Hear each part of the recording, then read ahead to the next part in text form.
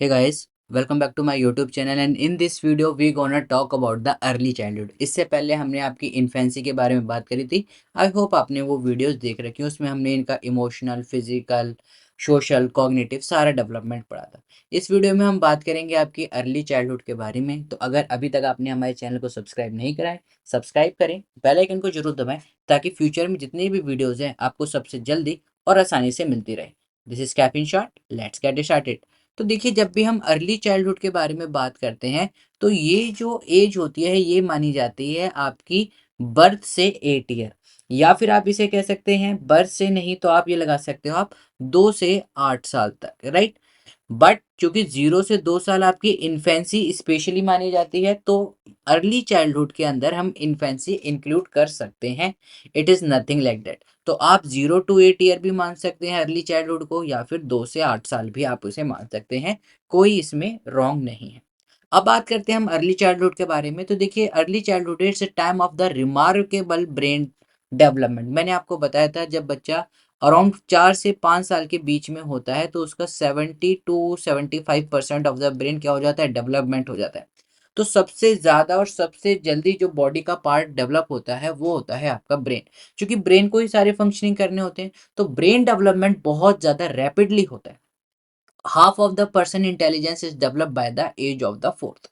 और क्या कह रहता है, it is also known as a play age. यहाँ पर प्ले एज इसलिए कहा जाता है क्योंकि बच्चे को आप देखोगे, बच्चा खेलने में ज्यादा बिजी रहता है। अगर आप देखोगे यहाँ पर प्री स्कूल के अराउंड हम बात कर रहे हैं, इनिशियल स्टेजेस में, तो बच्चा बैट बॉल खेलने में, शॉकर खेलने में, लूडो खेलने में, नई नई चीजों को ट्राई करने की कोशिश करता है और एक्टिविटीज के थ्रू यहाँ पर सीखने की कोशिश करता है। It is a period from birth to the 8 year, focus और लर्निंग थ्रू द प्ले। यहाँ पर अगर आप देखोगे प्रेप स्कूल में भी अगर हम बात करते हैं, या फिर 5th क्लास तक के बच्चे को हम एक्टिविटीज में ज्यादा इंडल्ज करने की कोशिश करते हैं। हम उनको 4 मार्बल्स या फिर 4 आप कह सकते हैं स्वीट्स दे सकते हैं, या 4 टॉय दे सकते हैं। उसके बाद कहते हैं हम 2 चले गए तो कितने बचे, या फिर मैंने आपको एक और टॉय दे दिया तो आप बताओ आपके पास कितने हैं।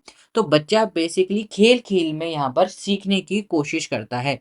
तो फोकस हमारा क्या रहता है कि बच्चे को सिखाया जाए किसके थ्रू, प्ले के थ्रू।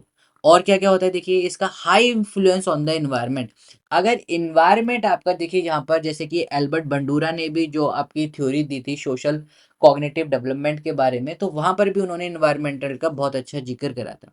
यहाँ पर बच्चा देखता है कि मेरे इन्वायरमेंट में क्या चीज सही है और क्या चीज गलत है। मेरे पेरेंट्स किस चीज को सही मान रहे हैं, मेरे पेरेंट्स किस चीज को गलत मान रहे हैं। कई बार आपने देखा होगा इन्वायरमेंट में अगर फादर या मदर अल्कोहलिक है, या फिर बहुत ज्यादा रिच है, बच्चे को टाइम नहीं मिल पा रहा है, तो बच्चा भी उसी टेंडेंसी से डेवलप होने लग जाता है। बच्चे को ऊपर बहुत ज्यादा लूज कंट्रोल हो जाता है, तो बच्चा आगे जाकर भी बच्चा इसी तरीके से अपने बच्चों पर भी या फिर अपनी लाइफ में भी वो किसी चीज के लिए भी स्ट्रिक्ट या फिर सीरियसली नहीं हो पाता है। वहीं पर ही दूसरी तरफ मैं और लेता हूँ इन्वायरमेंट के बारे में। अगर किसी के पेरेंट्स गाली दे रहे हैं, क्योंकि बच्चा उस एज में क्या कर रहा है, सीख रहा है, तो उसे लगता है कि गाली देना, या फिर फादर जो है वो मदर को पीट रहे हैं, तो उसे क्या लगता है कि ये सारी चीजें, क्योंकि उनके लिए जो पेरेंट्स है, जो केयर गिवर है, वो एक आइडियल पर्सन है, और जो भी वो कर रहे हैं वो क्या कर रहे हैं, सही कर रहे हैं। अगर पेरेंट्स एक दूसरे से लड़ाई कर रहे हैं, अब्यूसिव लैंग्वेज को यूज कर रहे हैं, तो वो उन्हें सही मानने लग जाता है, और बड़ा होकर उसे ये पता ही नहीं चलता है कि अब्यूज करना किसी को या अब्यूज देना दोनों गलत होता है। बट क्योंकि उसने बचपन से ही ये देखा है, पेरेंट्स से ही वो सीख रहा है, तो उसके लिए वो चीज गलत नहीं है। It is why it is called so mandatory to live in a good environment. या फिर जिन बच्चों के साथ आप खेल रहे हैं, जिन बच्चों में आपका बच्चा पढ़ने जा रहा है, वो इन्वायरमेंट काफी सही और अच्छा होना चाहिए। हाईली इन्फ्लुएंस किस पे रहता है, पीपल अराउंड द चाइल्ड। लोगों के आसपास, बच्चे के आसपास कैसे कैसे लोग हैं, किस तरीके से वो बातचीत कर रहे हैं, किस तरीके से वो रहते हैं, किस तरीके से वो खाना खा रहे हैं। आप देखोगे बच्चा हर एक चीज कॉपी करने की कोशिश करता है, बिकॉज पेरेंट्स उसके लिए क्या है, एक आइडियल पर्सन है।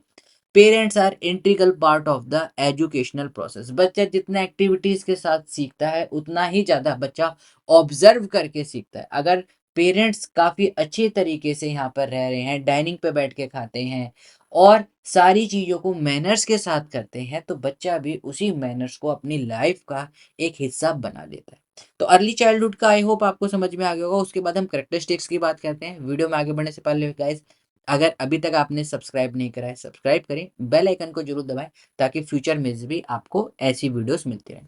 अब देखिए, जब हम कैरेक्टरिस्टिक्स की बात करते हैं तो बेसिकली यहाँ पर इंटेंस क्वेस्ट रहती है। क्वेस्ट मतलब एक बहुत ज्यादा इच्छा, क्रेविंग टाइप में रहता है कि बच्चे को ये भी, अच्छा ये क्या है मम्मी, इससे क्या होगा, उसके बाद क्या आएगा, ये क्या होगा। तो बच्चा इस तरीके से क्वेश्चन पूछने लगता है। और कई बार पेरेंट्स क्या हो जाते हैं, बहुत ज्यादा पजल हो जाता है कि चुप करो, अब कोई एक और क्वेश्चन नहीं। उससे क्या हुआ, आपने अपने बच्चे की जो क्रेविंग थी, जो क्रिएटिविटी थी, जो क्वेस्ट थी, सीखने की इच्छा, उसको आपने रोक दिया। यहाँ पर बच्चा हर चीज के बारे में जानने की कोशिश करता है कि इससे क्या होगा, किस तरीके से होगा, ये क्या है, सारी चीजों को जानने की कोशिश करता है। Learn through the senses and the experiment, और वो उस चीजों को एक्सपेरिमेंट कर करके देखता है कि भाई अगर मैं इस तरीके को इस तरीके से करेक्ट कर दूंगा। वो आगे देखोगे बच्चे के अंदर फियर भी तभी पैदा होता है जब वो देखता है कि पेरेंट्स उस चीज से फियर कर रहे हैं।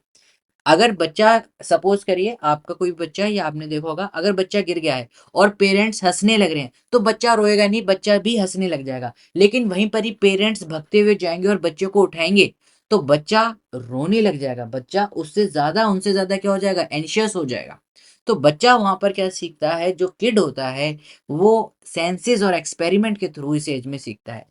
इस एज में, जैसे कि जीन पियाजे ने भी बताया था, कि बच्चा ईगो सेंट्रिक रहता है। उसे लगता है कि जो भी सारी चीजें हो रही हैं वो उसी के लिए ही हो रही हैं, जो चंदा मामा है वो उसका मामा है, और जो मैं फील कर रहा हूं वही दूसरा इंडिविजुअल फील कर रहा है, और मेरी फीलिंग के अलावा और कोई फीलिंग नहीं है। इस चीज का भी आपको याद रखना है। अगर मेरे को चॉकलेट दो दी गई है, यानी कि दो से ज्यादा चॉकलेट है ही नहीं।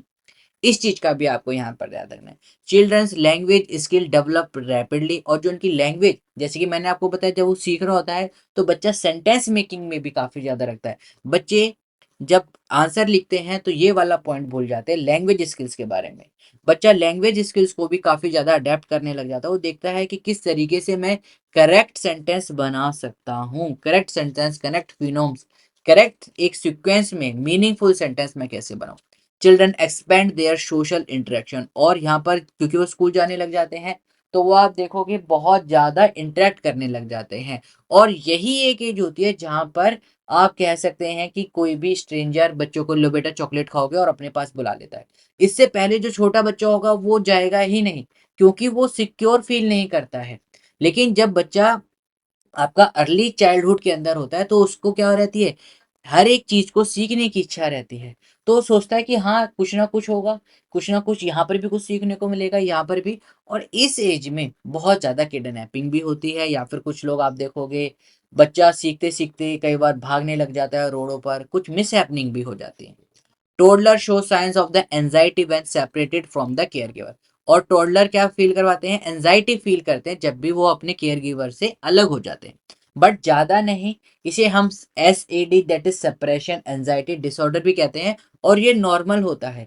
अगर आप सोचें कि जहां पर बच्चा पेरेंट से अलग होकर एंशियस फील नहीं कर रहा है, दैट मीन्स कि कुछ ना कुछ पेरेंट्स में कमी है, या फिर पेरेंट्स और जो बच्चे का रिलेशनशिप है वो ठीक नहीं चल रहा है।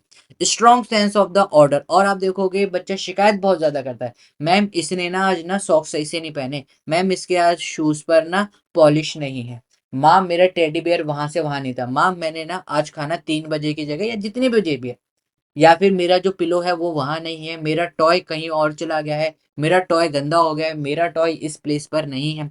यहाँ पर बच्चा एक स्ट्रॉन्ग सेंस रखता है कि हर एक काम क्या हो रहा है, ऑर्डर में होना चाहिए। हर एक जो रूल्स है, रेगुलेशन है, हर एक इंडिविजुअल्स के लिए सेम होनी चाहिए, और रूल और रेगुलेशन सबसे ज्यादा ऊपर है, नो मैटर व्हाट।